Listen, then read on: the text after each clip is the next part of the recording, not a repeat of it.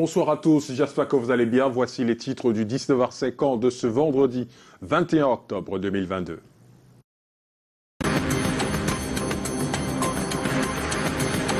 À la une ce soir, grosse prise des forces de l'ordre à Bafia dans le Mbamenoubou. Une opération surprise a abouti à la chute du plus grand dealer de la ville. Dans son domicile, la gendarmerie retrouve près de 300 kg de crack, de la drogue commercialisée dans tout le département. Un vent d'apaisement souffle désormais dans les villes de Yaoundé et Douala. Le gaz fait progressivement son retour dans les points de vente, même si certains se laissent emporter par la colère, las d'attendre d'être servis. Ils ont marqué l'histoire du football mondial. Leur patronyme revient à l'évocation de la Coupe du Monde. Le 4e numéro de Prélude s'intéresse ce soir aux légendes. Voilà pour les titres.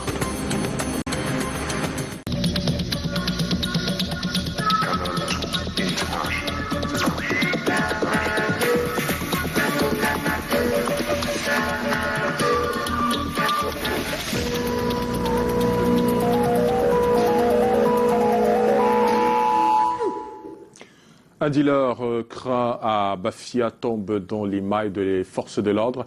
Il est présenté comme le plus gros dealer de la ville. Au cours d'une perquisition dans son domicile, la gendarmerie a saisi de la cocaïne et du crack, près de 300 kg. Le récit d'Ambroise Foguet sur les images d'Anissé Maïha. 1 124 500 francs CFA, 8,42 kg de crack appelé caillou et 51 casiers de bière. Butin de la descente musclée au domicile d'un dealer présumé de drogue à Bafia.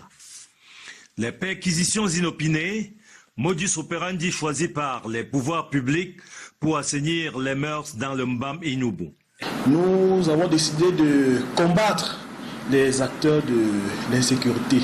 C'est pour cela que, après avoir confirmé le renseignement, nous avons fait une perquisition au domicile de ce grand dealer.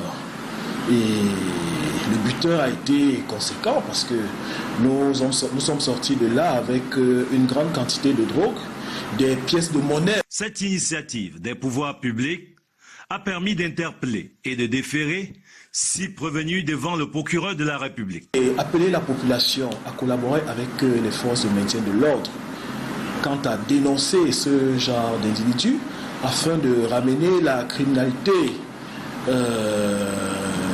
qui sévit dans le département du Mbamenoubou à sa plus simple expression. Autorité administrative, il est question de traquer tous ceux qui se sont lancés dans des activités dangereuses dans la ville de Bafia. Bien entendu, il compte sur la collaboration franche des populations. S'achemine-t-on vers la fin de la pénurie de gaz domestique au Cameroun? Les autorités annoncent l'arrivée de plusieurs navires de gaz liquéfié au dépôt pétrolier de Bonabéry-Douala ce week-end et insistent sur le prix qui reste maintenu à 6 500 francs CFA. Lille Piediou et Thierry Nana. Les autorités camerounaises annoncent le retour progressif du gaz domestique dans les marchés au Cameroun.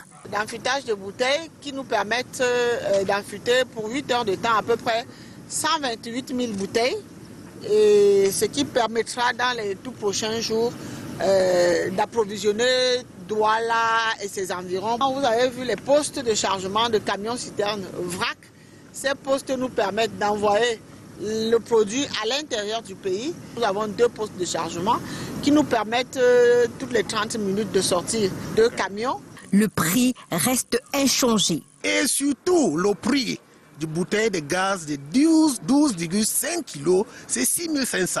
Plusieurs navires sont annoncés au quai de déchargement du dépôt pétrolier de Bonabéry à Douala dans les prochains jours pour pallier ce déficit. Depuis hier dans la nuit, un navire avec 8000 tonnes métriques de gaz qui était déjà au large du Nigeria. Donc dès que le navire que vous avez vu tout à l'heure va sortir, celui-là pourra rentrer. Et ensuite, la fourchette du 25, nous aurons un autre navire qui va arriver. Et nous avons au moins 6 navires qui sont annoncé déjà de manière ferme après toutes les réunions qui se sont tenues. Ce vaste déploiement annoncé en grande pompe va-t-il définitivement résoudre l'absence de gaz sur l'ensemble du triangle national? Après cette crise, les prochains jours sont déterminants. À Yaoundé, la brigade nationale de contrôle et de répression des fraudes du ministère du Commerce est descendue dans des dépôts et lieux d'approvisionnement ce vendredi. Objectif, toucher du doigt la réalité sur le terrain et situation plutôt tendue, telle que vous le verrez dans ce reportage de Karel Mezatachouya et Raoul Ngofo. Un homme en costard dans tous ses états. Fatigué de faire des va-et-vient en quête du précieux sésame. Dans cette station-service située au quartier Bastos à Yaoundé, il signe mordicus aujourd'hui. Il ne bougera pas sans sa bouteille de gaz pleine.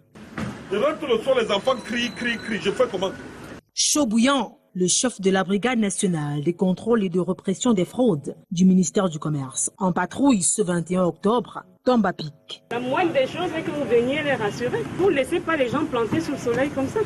Le courant d'air tendu passé, elle propose une issue à ce problème. Et le gaz est en train de revenir petit à petit. Donc quand vous n'en trouvez pas, rapprochez-vous des responsables, ils vous indiquent où vous pouvez avoir. Rassurant, c'est la raison d'être de cette descente sur le terrain.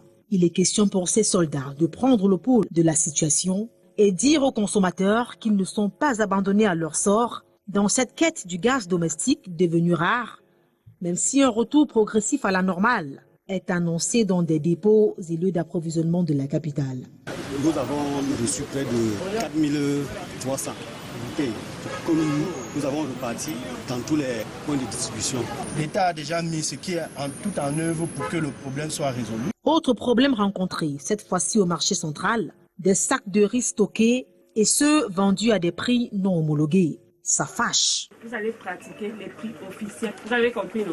Tout contrevenant exposé à des sanctions. La population invitée à dénoncer. Le numéro vert du ministère du Commerce reste disponible, c'est le 1502. Un message qui, elle espère, n'est pas entré dans les oreilles de sourds. Et au lendemain des manifestations ayant fait au moins 50 morts au Tchad, la situation reste encore tendue. Néanmoins, les Tchadiens vivant en terre camerounaise regrettent les récents événements. Avec beaucoup de réserves, ils expriment tout de même leur solidarité à l'endroit de leurs frères en Djamena et espèrent un retour imminent au calme. Janice Kamga et Samuel Ebakissé. À Yaoundé, difficile de mettre la main sur un responsable de la colonie tchadienne vivant au Cameroun depuis la mort du principal chef, il y a 2 mois environ. C'est désormais par groupuscule que les regroupements ont lieu. Nous interceptons tout de même Mustapha ce vendredi après-midi au sortir de la mosquée au quartier Briqueterie. Le promoteur d'auto-école vit mal l'atmosphère sociopolitique délétère qui prévaut actuellement en Djamena. On est triste parce qu'on a des familles, on a des personnes qui sont en train de mourir à bas réel. Il nous conduit non loin de l'école publique des Koudou où certains ressortissants sont attablés autour d'un thé. Ici, aucune réaction ne fuse. On préfère donner sa langue au chat par peur de représailles à l'endroit de proches restés au bercail. Quelques coups de fil plus tard, nous sommes en compagnie d'Idriss Mahamat. Surpris de la manière dont les choses ont dégénéré, il appelle à un rapide retour au calme. On veut seulement la paix. J'appelle les uns aux autres, aux communautés internationales qui regardent la situation du Tchad actuelle. Quel que soit le camp qui a raison, qui a tort, le plus essentiel pour nous qui sommes à la diaspora, c'est de voir le pays se développer. Nous avons un pays, l'exemple de ce pays où nous sommes au Cameroun, où la paix quand même dure relativement, ça fait longtemps. Nous avons envie de voir la même situation continuer au Tchad. Solidaire du peuple tchadien qui déplore au moins 50 morts et des centaines de blessés jusqu'ici, ils ne peuvent pas faire grand-chose. On est impuissant parce qu'on ne peut rien faire. Aujourd'hui, le Cameroun même est dans des situations où il ne faut pas de regroupement. Il n'y a aucune façon de régler la violence par la violence. Seul recours pour eux, remettre le sort de ce pays, frères et amis, à Dieu. Dans l'actualité également, la situation économique des jeunes filles et femmes de la région de l'extrême nord au Cameroun inquiète le gouvernement pour aider ces femmes à devenir autonomes et écouler facilement leurs marchandises. Un centre de promotion de la femme et de la famille est mis en place depuis Kolfata, ainsi qu'un marché moderne à Kirawa. Ce projet a bénéficié de l'appui de l'ONU Femmes et de la coopération japonaise. une manière de renforcer l'économie dans ces deux communes victimes des affres de Boko Haram. Je vous propose d'écouter Marie-Thérèse Abena-Ondoa, ministre de la Promotion de la Femme et de la Famille, à l'occasion de la cérémonie officielle de restitution ce vendredi, dans cet extrait sélectionné par Maria Mazo.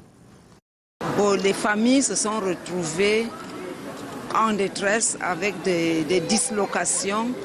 Et vous savez que lorsqu'il y a crise, les femmes et les enfants sont les premières victimes. Donc permettre à ces femmes d'avoir l'occasion d'apprendre un métier dans une structure de l'État est une très bonne chose. Donc nous sommes très honorés d'avoir accès à ces belles infrastructures et c'est pour ça que vous avez vu la représentation de toutes les couches, les principales couches de la localité, à commencer par les autorités traditionnelles, les autorités administratives et les bénéficiaires. Parlons à présent de la rencontre des anciens produits de l'ESSEC Génération 80 qui s'annonce en grande pompe à Douala. L'heure est au dernier réglage pour cette promotion qui entend célébrer ses réussites. Reportage Titi Freeman et Marius Kosso. 40 ans après leur passage sur les bancs de l'École supérieure des sciences économiques et commerciales de Douala, ils se retrouvent pour célébrer leur réussite sociale. Réunis autour de l'association Anciens de l'ESSEC, les deux AESSEC organisent leur assemblée générale. L'enjeu principal au jour d'aujourd'hui, donc, c'est célébrer ces succès, célébrer nos icônes, c'est-à-dire les diplômés de l'ESSEC qui ont porté très haut le label de l'ESSEC, et ils sont nombreux, et en même temps renforcer les liens entre les diplômés de l'ESSEC. Parce que les diplômés de l'ESSEC représentent une grande force. Une formation de référence grâce à laquelle ils impactent positivement le tissu économique du Cameroun et du monde. 40 ans après, se retrouver, c'est beaucoup d'émotions. Parce que grâce à la formation de haut vol que nous avons reçue à l'ESSEC, nombreux parmi nous excellent dans tous les domaines où ils sont allés travailler. Nous avons fait une mobilisation à tous les niveaux. Toutes les générations sont attendues et ont confirmé leur présence. Des retrouvailles prévues au cours d'une soirée de gala ce 29 octobre à Douala. Le ministère de l'Environnement veut franchir un nouveau cap, celui de la dématérialisation des procédures, notamment pour celle du visa technique et du certificat de contrôle technique. Le département ministériel de Pierre Hélé vient de nouer un partenariat avec le guichet unique. C'était ce jeudi à Douala. Le compte rendu de Titi Freeman et Henri Tina. Des signatures qui marquent le début de la fin d'une ère, l'ère de la paperasse au ministère de l'Environnement.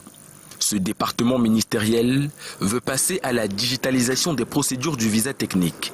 Un document qui lui permet de réduire, réguler et parfois interdire les équipements électriques et électroniques non conformes aux conventions internationales liées à la protection de l'environnement. Pour tout ce qui rentre chez nous, qu'on s'assure si c'est en conformité avec les intérêts camerounais. Est-ce que cela n'est pas très nocif quand nous parlons des équipements électriques? Sur ces déchets non biodégradables qui se détériorent au bout d'au moins 500 ans. En plus du visa technique, le contrôle technique et le paiement des frais vont bientôt passer à l'ère de la digitalisation. Avec l'appui technique du guichet unique des opérations du commerce extérieur. Les procédures se faisaient par le passé, comme vous le savez tous, avec des procédures manuelles, physiques, avec beaucoup de papiers, beaucoup de procédures et beaucoup de tracasseries forcément. Donc aujourd'hui, avec la digitalisation, effectivement, nous passons à un autre mode opératoire. Célérité des formalités, fiabilité des autorisations, traçabilité des transactions et sécurisation des recettes sont les avantages de cette dématérialisation. Et dans la suite du 19h50, on ouvrira le panier de la ménagère pour scruter le menu de préférence ce week-end. Et hommage à une personnalité qui aura marqué son temps à sa manière. Salomon Madiba Songhé, mort le 17 octobre dernier, est le visage de la semaine. Et du foot avec le 4e numéro de Prélude mondial Qatar 2022. Focus ce soir sur les légendes de cette compétition. Et si on s'invitait à votre table pour découvrir ce qui plaît aux Yaoundéens le week-end. En tout cas, se rencontrer dans les artères de la cité capitale penche pour des mets traditionnels. Ce vendredi, l'heure est à l'achat des ingrédients pour ces menus riches, ces variés. C'est ce que nous avons vu et entendu dans nos marchés. Karel Mesatatua, David Clément Ondobo et Michel Foucault sont nos guides. Dans cette variété d'aliments et ingrédients qui cherchent preneurs, des Yaoundéens se ruent vers ceux qui vont leur permettre de concocter de bons petits plats traditionnels de chez nous. Au coq, taro à la sauce jaune, banane malaxée ou topsi banana vont secouer les papilles gustatives de plus d'un. C'est le menu du week-end, loin des habitudes alimentaires de la semaine. Le menu du week-end est généralement différent de celui de la semaine parce qu'en semaine, on n'a pas assez de temps pour cuisiner. Donc ce n'est que le week-end qu'on essaie de faire quelque chose, peut-être un repas traditionnel. Je cherchais à savoir ce que nous aimons manger le week-end. Moi particulièrement, j'aime manger le couscous avec mes enfants, ma famille, le week-end. Comme on restait sur place, surtout comme le couscous pèse. Un retour aux sources sans distinction aucune d'appartenance ethnique. Nous généralement le week-end, le dimanche, surtout c'est le taro. Le taro, samedi, quelquefois c'est le bouillon. Normalement, des mets de l'Est comme le mbol, le coco ou bien les minkieli. C'est aussi et surtout un moyen pour des parents d'aiguiser l'appétit de leur progéniture, s'agissant spécifiquement des mets de chez nous. À la maison, le samedi et le dimanche, je suis sur place. Je mange le couscous, je visionne, je reste là. Comme ça pèse, ça ne me dérange pas. Voilà pourquoi je préfère le couscous le week-end. Un choix également guidé par l'envie des enfants de se remplir la panse en ce temps de repos. Ils ont très souvent des envies débordantes. Dans la page culture, le Makossa voudrait retrouver ses lettres de noblesse, du moins c'est l'ambition affichée par le projet Kossa Time. À travers des spectacles, le promoteur rêve de voir le public écouter sans retenue le Makossa. Samuel Baïha.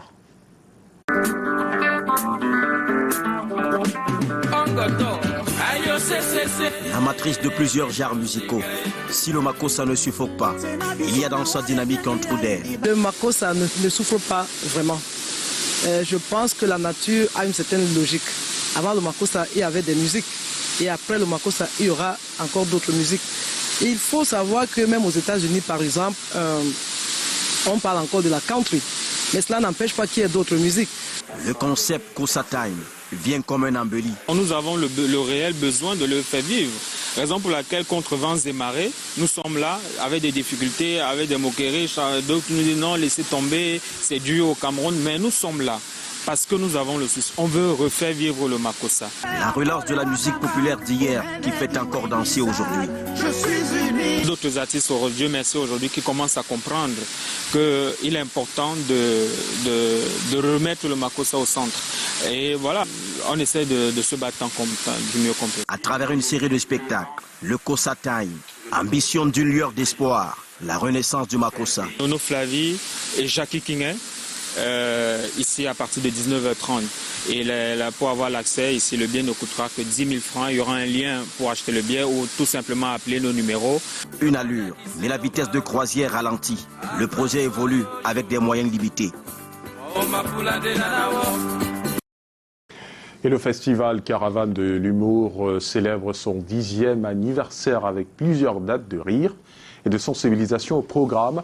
À l'occasion de la conférence de presse donnée à Douala, les organisateurs sont revenus sur l'importance du festival et des opportunités données aux jeunes qui veulent faire carrière dans l'humour. Le compte rendu de Junior Ossin et Marius Kosso. Pour son 10e anniversaire, le festival Caravane de l'humour aura du riz a fait couler des larmes. Oh Martin, oh professeur d'université Mang, tu n'as même pas de mangue, tu regardes comment tu manges. Award, formation et spectacle meublent cette 10e édition, dont les articulations sont ici présentées au cours d'une conférence de presse donnée à Douala. De sa génération doit venir vivre cet instant magique, puisque ce n'est pas seulement l'initiative de Black Koya, c'est notre initiative à tous, quoi.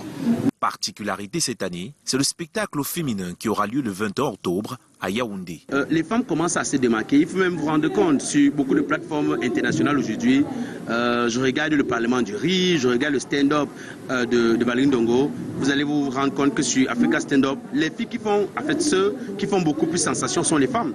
Mais comment est-ce qu'on peut donner l'impression qu'on ne les voit pas venir? La vision de ce festival caravane de l'humour, porté par l'humoriste Black Oya, est de contribuer à apaiser les tensions sociales. Les médias ont donc le devoir de porter très haut les humoristes qui peuvent déstresser des gens dans un environnement très très compliqué. L'humoriste est arrivé et qu'il a, sur un sujet ou un autre, fait rire un ensemble de personnes. On oublie un tant soit peu que le monde est stressant, que les problèmes existent. Les humoristes, Fingon Tralala, Sikadi Dieudonné, Boli Bolingo, le président Antonio, entre autres, ont pris part à cette rencontre, marquée par une conférence débat sur la place de l'humour dans la famille et sur les réseaux sociaux. Et le canton Bakoko et ses 7 villages de 3e degré sont orphelins de leur guide. Salmon Madiba Songhé est mort de suite de maladie à Douala le 17 octobre dernier. Le Cameroun en général et la communauté Sawa en particulier souffrent de cette page de l'histoire qui se referme. L'île Piedjou, Kolenstayou, évocation.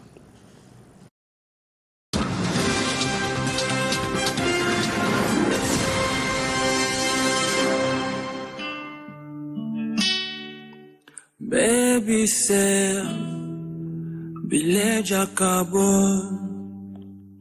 Ambongo Angane. Son nom figure parmi les 30 sénateurs nommés par Paul Biya en 2013. Salomon Madiba Songhé, sénateur littoral, militant du RDPC et surtout chef traditionnel du canton Bakoko, l'un des célèbres cantons sur les 5 que compte le Vouri. Installé à Japoma, son quartier général, dans l'arrondissement de Douala 3e, ce 16e chef de la dynastie Nkate contrôlait à lui seul 7 villages de 3e degré.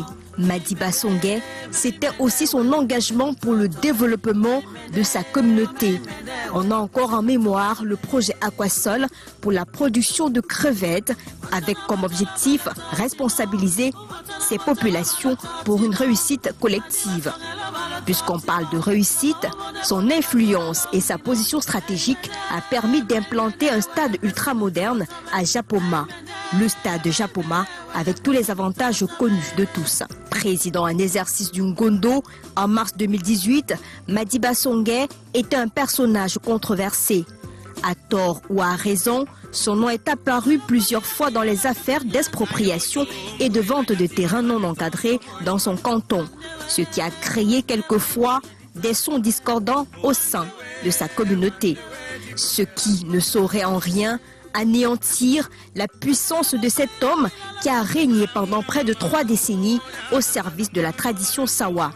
Annoncé pour mort plusieurs fois à cause de sa santé chancelante qui lui a valu un repos médical en Turquie, Madiba Songhé est finalement retourné chez lui auprès des siens afin de répondre définitivement à l'appel de ses ancêtres de l'eau pour un repos éternel depuis le 17 octobre dernier dans le respect des us et coutumes. En attendant le programme des obsèques officielles, pour l'instant, place au message de condoléances des autorités, sa famille politique, le Sénat où il était jusqu'à sa mort et sa population. Comme on le dit en Afrique, le chef ne meurt pas, il est en voyage.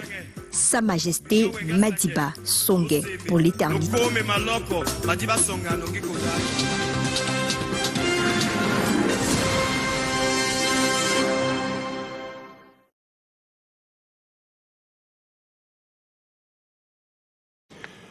En sport, à présent, la tenue officielle des Lions indomptables et de toute la délégation camerounaise à la Coupe du Monde Qatar 2022 est désormais connue. Les différents modèles ont été dévoilés hier à Yaoundé en présence du président de la Fédération camerounaise de football. Découvrons la beauté de cette nouvelle tenue de ville officielle des Lions indomptables dans cet élément de Maria Mazou et Michel Foucault.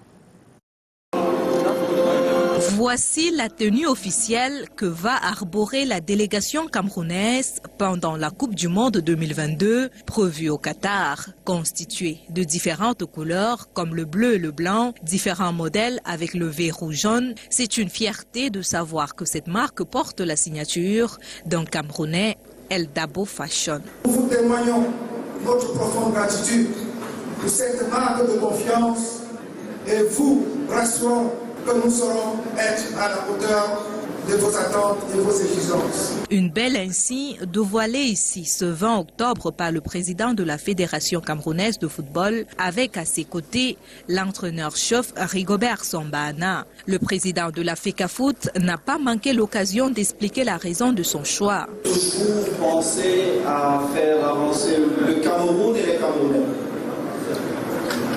C'est dans cette vision que nous avons donné l'opportunité à un brave Camerounais d'habiller ce que nous avons pour nous valeur de plus précieux. C'était également le moment idoine pour le patron de la FECAFOOT de réitérer l'engagement de toute la délégation camerounaise à œuvrer pour la victoire des Lions indomptables à la Coupe du Monde Qatar 2022. Et pour ce 4e numéro de la page spéciale Prélude au Mondial, intéressons-nous ce soir à ces footballeurs qui, par leur prouesse en Coupe du Monde de football, ont marqué les esprits. Ils rentrent dans la légende du Mondial. Un week-end riche de foot avec le trophée des champions à Bafoussam, les Lions d'Espoir en Angola et la 2e journée d'Elite One. La page des rendez-vous sport dressée par André Mirabeau-Marbe. Dans la chemise des rendez-vous du week-end, le rugby et les Lions du 15 dans le dernier virage de la préparation de la Rugby Africa Women's Cup. La sélection nationale dames est à Akono et devra se frotter dans quelques jours à la Côte d'Ivoire et au Burkina Faso pour tenter de truster un ticket pour la prochaine CAN. Le tournoi qualificatif est prévu à Olembe du 2 au 13 novembre. Week-end foot avec une grande première pour le sport roi au Cameroun, le trophée des champions ou les retrouvailles entre Bamboutos Dombuda et son bourreau de la finale de la Coupe du Cameroun, Coton Sport tout fraîchement qualifié pour la phase de poule de la Ligue des champions. Le club de Galbidje est arrivé hier et aura à peine 2 jours d'acclimatation avant le choc ce samedi au Kwekon Stadium dès 18h. Rendez-vous foot avec l'Elite One et l'acte 2 du championnat national. Ce second chapitre a démarré avec la large victoire 3-1 du promu Gazelle sur le terrain des Astres de Douala. La suite ce dimanche dans la poule A El Pacha en déplacement à Douala où l'attend un UMS très revanchard. L'oiseau du Sud, Colombe, va tenter de survoler Kwekon. Canon, en quête de son premier succès, aura fort à faire contre Avion. Dans la poule B, choc Union Young Sport au stade de la réunification, derby Fauve Azur à Peugeès et duel Fauvoud contre Dragon. Terminons ces rendez-vous du week-end par les Lions de moins de 23 ans, la sélection olympique à Luanda en Angola. Le groupe désormais complet avec l'arrivée du milieu défensif fidèle Brice Ambina. Ultime séance d'entraînement ce vendredi avant le match demain après-midi. La manche allée du second tour des qualifications de la Coupe d'Afrique des Nations Espoir prévue au Maroc en 2023. Objectif pour Guy Fétuné et ses troupes, prendre une option avant le match retour à domicile.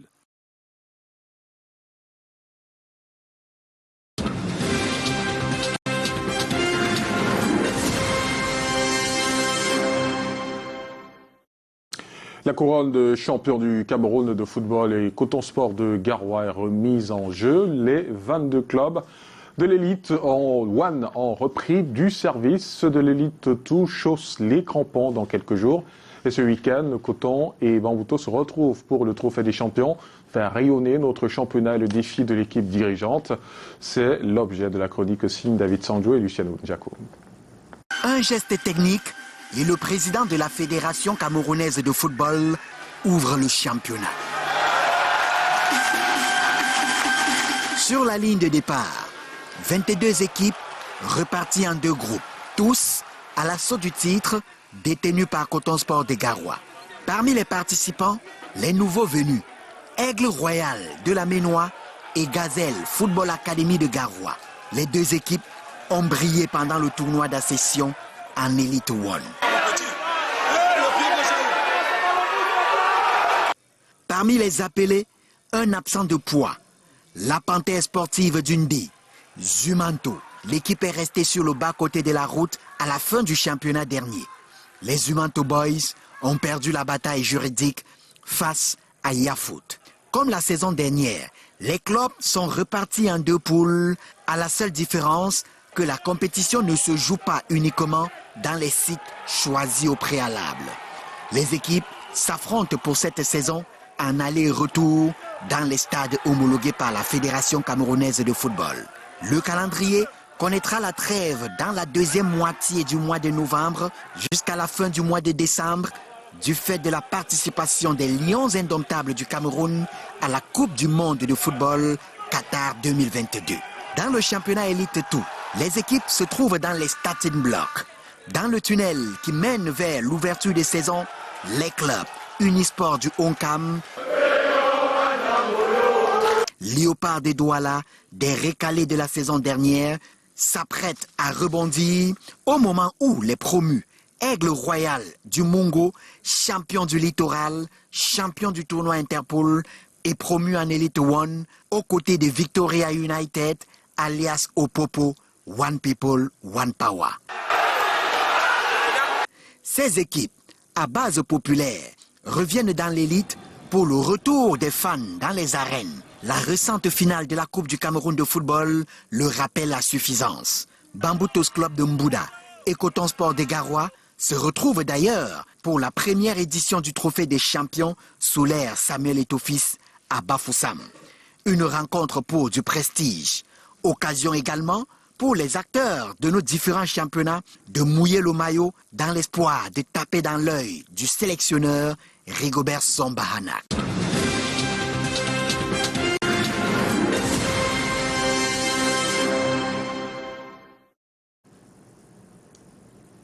L'Institut supérieur de technologie appliquée et de gestion vient de mettre sur le marché de l'emploi sa QV 2022, le master professionnel. Ces apprenants ont défendu leur mémoire sur des thématiques qui tendent à résoudre des problèmes qui se posent à des organisations et entreprises. Regardez.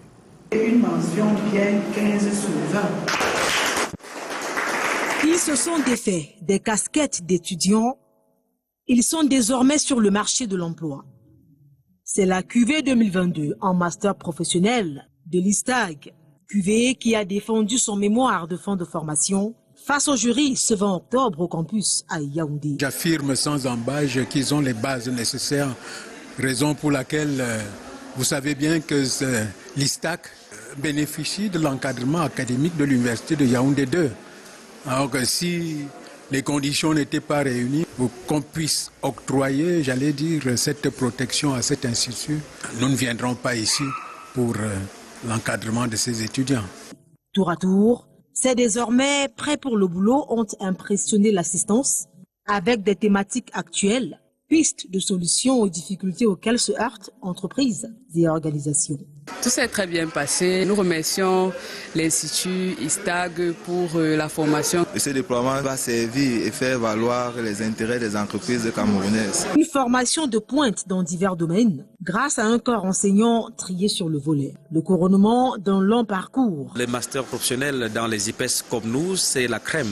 Nous évoluons en entonnoir. Ils sont très nombreux au niveau du BTS, mais très peu qui arrivent au niveau du master, puisqu'il ne s'agit pas ici de gérer les intentions de formation, mais les réalités aussi se posent à notre niveau.